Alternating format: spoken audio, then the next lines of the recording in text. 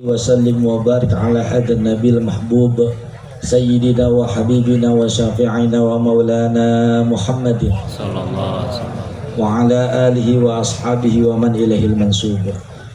Amma ba'du, Bapak Ibu sekalian yang sama-sama kita muliakan, terutama yang sama-sama kita muliakan, kita ta'zimi, kita ikuti guru kita semua, orang tua kita, murabbi ruh kita,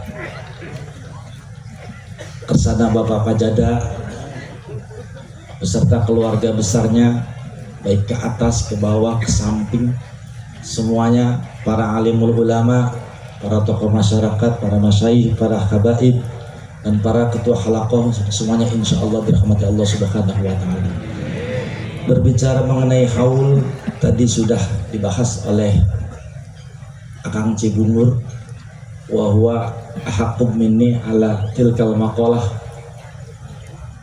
Saya ingin sedikit mengupas tentang milad Pajada yang ke-10.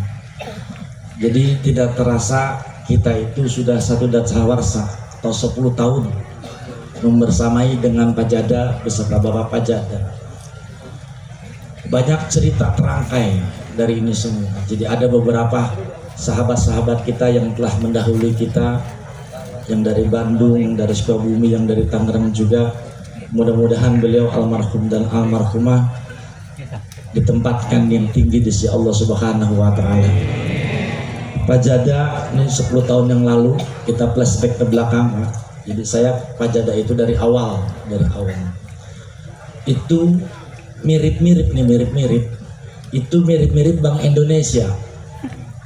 Kenapa begitu? Rata-rata yang kemari punya utang. Pada tawa tuh. Ayo ngaku, benar kan? Rata-rata yang Pajada punya utang. Kebetulan saya yang dari Tangerang itu jauh-jauh ke Sukabumi itu karena punya utang 4 miliar. Sampai di Cibungur Pak, tempatnya sepetak. Itu kalau harganya itu bawah 100 juta. Orang punya utang 4 miliar ke suatu tempat yang harganya nggak ada 100 juta. Ya Kang Haji Aceng ya, Cibungur ya. Apa di bawah 50 juta? Artinya apa? Ini kan cerita orang ada masalah ekonomi. Kan kalau kita ada masalah ekonomi solusinya kemana? Ke bank kan? Ini ke Pajada Pak.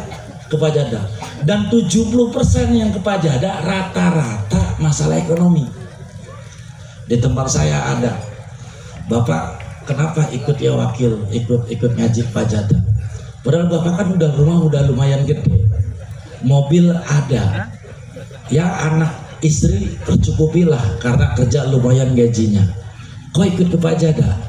Ini saya pikir ini orang muka Allah nih, mantep nih. Apa jawab dia? Saya kaya mah udah, yang belum raya katanya. Belum kaya banget, jadi ke Pajada pengen kaya. Itu di satu sisi. Yang kedua, Pajada mirip-mirip rumah sakit. Ini benernya deh. Ada orang punya penyakit, misalkan stroke, ke Pajada, saudara, siapa tahu waras. Di depan saya ada orang turun bro, Pak, ke Pajada. Iya. Ada orang punya sakit, misalkan apa pinggangnya, ke Pajada. Ini mirip-mirip rumah sakit. Ada lagi Pajada di mata orang mirip-mirip psikiater. Jadi psikolog. Ada laki bini berantem ke Pajada. Bener ya? Anaknya badung banget ke Pajada. Beres. Yang beres mah beres. Iya gitu kan, faktanya gitu kan. Jadi satu di awal-awal Pak, ada orang pengen dioperasi. Ini bener, orangnya ada sampai sekarang. Jadi pengen dioperasi. Jadi dijadwalkan operasi hari Senin. Terus kata bapaknya, "Lu kesana dulu noh. Pengen tahu ke gurunya Kiai Hasbi Sukabumi, siapa tahu di sono ada solusi." Dibawa kemari malam Jumat. Bapak dikasih begini. Itu pas Seninnya ke dokter karena udah janjian, hilang penyakitnya Pak. Ini benar saya, fakta orangnya ada. Yang punya penyakit jantung udah mesti dioperasi ke Pajada, waras. Udah persis banget kayak rumah sakit. Persis lagi kayak psikologi itu apa? Di sini Pak, ada orang ketipu ke sini, disuruh riado, yang nipu kesini juga.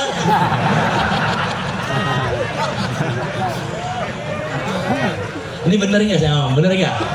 Ayo ngaku bener kan? Sama disuruh riado juga Pak. Bacanya sama ya wakil. Kali-kali gitu Bu ya wakil yang nipu Maya Rozak kagak ya wakil juga. Dua-duanya wakil beres akur. Coba tuh. Jadi Pak Jada begini. Jadi Pak Jada tuh apapun orang punya masalah apapun kesini semuanya. Dan alhamdulillah selesai. Kenapa begitu? Pikir-pikir gini Pak. Pak Jada itu kan landasannya berpegangnya hanya kepada Allah. Kalau cerita sakit, ada orang sakit Pak Jada. Apa yang di Pak Jada sehat semua? Ya. Saya waktu itu malah bener nih Pak. Jadi pas datang ada orang sakit minta air ke bapaknya minum obat. Jadi kalau dipikir-pikir gak masuk akal ya.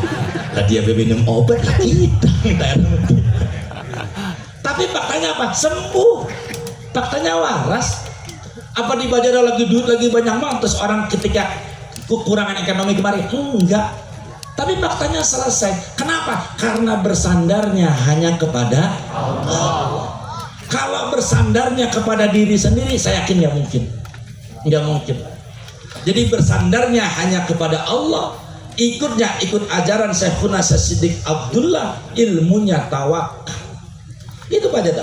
Ini kalau kita bayangkan setahun yang lalu Pak, yang hari ini kita dudukin itu aslinya 10 meter ke bawah di bawah tanah. Tanya nih yang udah senior. Jadi dulunya di sini bukit. Jangankan jam segini, jam 5 Pak, jam 5 orang lewat sini takut saking seremnya. Tapi hari ini jam 2, jam 3 masih banyak orang hilir mudik. Kenapa? Karena yang disandarkan semuanya itu kepada Allah. Makanya khalakoh hendaklah semuanya mengikuti ajaran yang diajarkan oleh Bapak Pak Jada. Jadi sandarkan semua urusan kita, serahkan semua urusan kita hanya kepada Allah. Kalau nggak bisa ya ikut Bapak aja gitu. Kalau nggak bisa ikut Bapak aja. Karena cerita tawakal aja beda-beda Pak. Saya juga rada-rada bingung. Dulu di sini cerita tawakal, ikan aja ditawakalin. Ikan kamar mandi ditawakalin. Artinya apa? Udah nggak diurusin. Coba nih yang lama-lama itu kalau kamar mandi biasanya kan kalau habis buang air yang pakai di cedok itu kan gayungnya. Ketemunya apa? Kadang-kadang gelas, kadang-kadang besek ya. Coba gelas buat minum ada di kamar mandi. Kenapa? Biarin aja. Diserahkan ke Allah. Tapi hari ini coba. Artinya apa? Cerita tawakal saja itu berbeda-beda dan bisa berganti-ganti. Kalau hari ini kan ada orang berpikir, "Oh enggak, saya mah tawakal aja. Saya mah nggak mau pakai alat-alat kayak tenda begini." Ini kan tenda, ini kan udah 5 tahun kemarin Pak. Dulu kalau cerita begini, awi tahu awi? Tahu ya awi ya? Bener apa nggak sih bambu artinya awi ya bener ya? Jadi bambu. Jadi dulu kalau bikin tenda, bambunya nebang, terus digeprek, terus dijadiin tenda. Cerita yang jalan yang itu kita jalani, kalau orang namanya ngejar pakai besi, itu pakai bambu Pak. Jadi ceritanya apapun, ya udah Allah kasihnya begini jalanin. Tapi hari ini ada tenda, ada sound system, ada bangunan 4 lantai. Kenapa begitu? Ceritanya kita mah hamba Allah. Yang kita turutin Allahnya, bukan hamba tenda, bukan hamba bambu, bukan hamba bangunan. Bangunan boleh berubah, mobil boleh berganti, tapi tetap Tuhannya Allah. Itulah Pak Jada. Makanya sampai hari ini bisa puluhan ribu orang datang. Itu karena bersadarnya kepada yang maha hebat, yaitu Allah Subhanahu wa Ta'ala. Oleh karena itu saya memperingatkan diri saya sendiri dan kepada yang lain-lain lah, hendaklah dalam hal ini, terutama halakoh kita murahkan. Jadi kalau misalkan jadi ketua pimpinan di satu majelis itu murahkan. Apa mau saya murahkan? Jangan mentang-mentang kita hebat di kampung, terus orang kalau pengen ke Pak Jada harus lewat kita. Oh nggak bisa, harus lewat gua. Gua kan yang di sini yang megang. Megang aja dong lo. Nggak bisa begitu. Kalau saya mah ada orang Pak Jada, alhamdulillah. Mau diminta di antara mas saya alhamdulillah, mau langsung juga alhamdulillah. Emang kalau ke kita mau bawa kemana? Apa mau bawa nonton Persija? Kan nggak mungkin, orang udah kalah Persija. Aduh, kacau. di kandang bobotoh nih.